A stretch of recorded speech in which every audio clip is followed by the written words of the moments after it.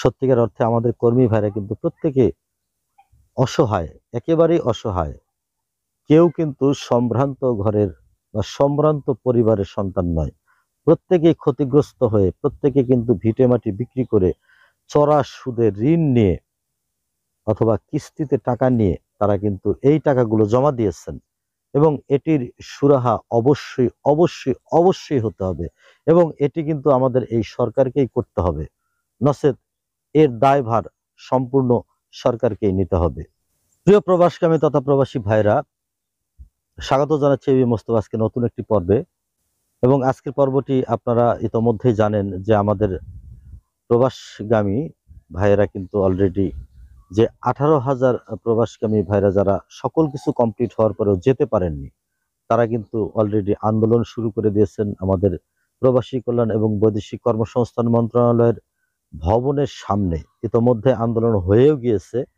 তো এই আন্দোলনের যে 7 দফা দাবি তারা দিয়েছেন, এই 7 দফা দাবি মূলত আমি প্রথমত এটি আপনাদেরকে বলছি, পাশাপাশি এই 7 দফা দাবি কি আদৌ আমাদের পূরণ হচ্ছে এবং সেটা কতদিনে হচ্ছে, এ নিয়ে বিস্তারিত আজকের এই কন্টেন্টে থাকবে। তো যে ওনাদের 7 দফা দাবির মধ্যে প্রথমত যে দাবিটি, সেটি হলো 100টি রিক্রুটিং এজেন্সি তাদের লাইসেন্স বাতিল করতে হবে এবং তাদেরকে দেশ ত্যাগে নিষেধাজ্ঞা দিতে হবে। এটি কিন্তু তাদের একটি দাবি। তারপরে দ্বিতীয় নাম্বার যে দাবিটি, সেটি পাচার করা অর্থ, অর্থাৎ এই 100টি রিক্রুটিং এজেন্সি তারা যে অর্থ পাচার করেছে, সেই পাচার করা অর্থ ফিরিয়ে এনে আমাদের এই ক্ষতিগ্রস্ত কর্মী ভাইদের মধ্যে বন্টন করে দিতে হবে অথবা তাদের ক্ষতিপূরণ দিতে হবে। আর 3 নম্বর যে দাবিটি তারা করেছেন, সেটি হলো কর্মী পাঠানো বন্ধ রাখতে হবে মালয়েশিয়াতে, অর্থাৎ যতদিন পর্যন্ত এর সঠিক সমাধান না হচ্ছে ততদিন পর্যন্ত কর্মী পাঠানো বন্ধ রাখতে হবে। চতুর্থ যে দাবিটি তারা করছেন, সেটি হলো ট্রাভেল এজেন্ট, সাব এজেন্ট ও দালাল যারা রয়েছে তাদেরকে দ্রুত গ্রেফতার করে বিচারের আওতায় আনতে হবে। পঞ্চম যে দাবিটি, সেটি হলো মন্ত্রণালয় ও বিএমইটিতে ইতোমধ্যে আমাদের কর্মী ভাইরা যারা অভিযোগপত্র দায়ের করেছেন, তাদের অভিযোগ কিন্তু কোনো কোনো ক্ষেত্রে, কারো কারো ক্ষেত্রে 3 থেকে 4 মাস হয়ে গেছে সেই অভিযোগগুলো তারা দায়ের করেছেন, অথচ মন্ত্রণালয় এবং বিএমইটি তার কোনো প্রতিকার এখনো করেনি বা করছে না।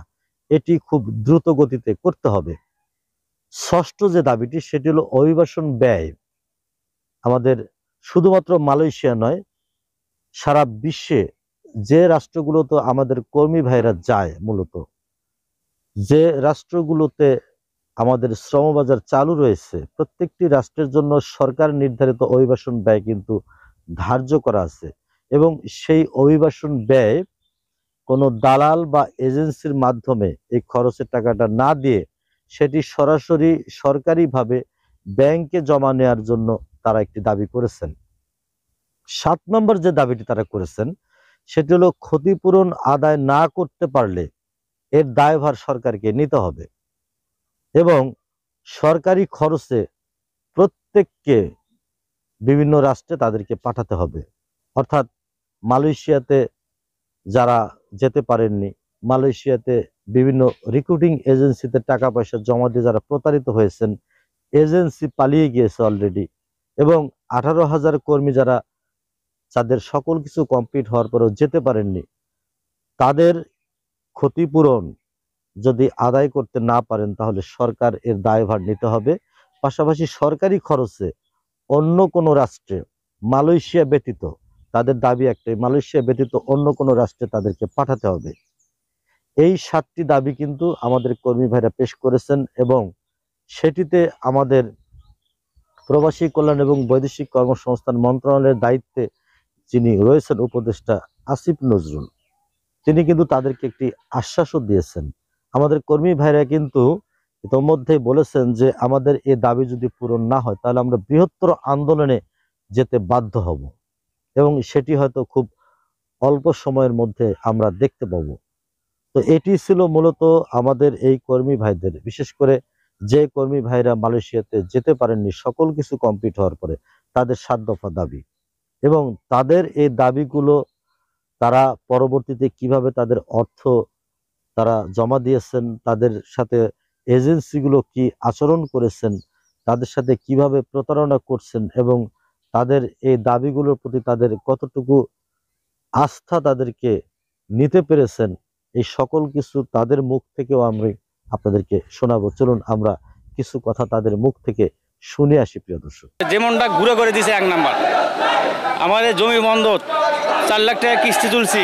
আমরা ঘরে গিয়ে কি করব? ঘরে গেলে আমার সন্তানের কাছে আমি কোনো ভালোবাসা পাই না।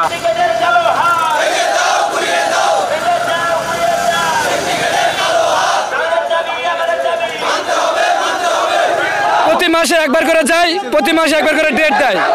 হ্যাঁ, আমরা বাড়িতে যাইতে পারি না। আমাদের সমস্ত টাকা ঋণে প্রবাসী কল্যাণ ব্যাংক থেকে আমরা লোন নিয়েছি ভিসার কপি দিয়ে। প্রতি মাসে 30,000 টাকা কিস্তি দিতে হয়।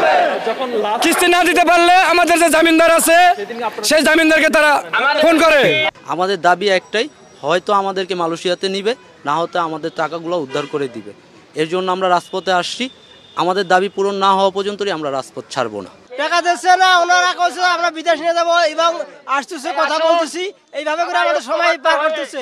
আমরা একটা কথাই বলতে চাই, এজেন্সি চলে গেছে, পালায়ে গেছে, ওইটা আমাদের দেখার বিষয় না। ওদের সমস্ত রাজস্ব আয় কিন্তু দেশেই আছে। ওদের সমস্ত রাজস্ব বাজেয়াপ্ত করে আমাদের পাওনা আমাদের বুঝিয়ে দেওয়া হবে। আমাদের 18,000 কর্মী শীঘ্রই নিয়ে যাচ্ছে। এখন হচ্ছে যে 5ই নভেম্বরে একটা ডিসিশন আসে অফিস থেকে, ঠিক আছে, প্রবাসী মন্ত্রণ কল্যাণ থেকে অফিস আসে। আসার পর বলতেছে আমাদের 5ই নভেম্বর বলছে ভেরিফিকেশন চলতেছে। এখনো পর্যন্ত আমাদের কার্যকারী চলে নাই বা চলতেছে না, জানে এখনো পর্যন্ত আমার কোনো কিছু হয় নাই।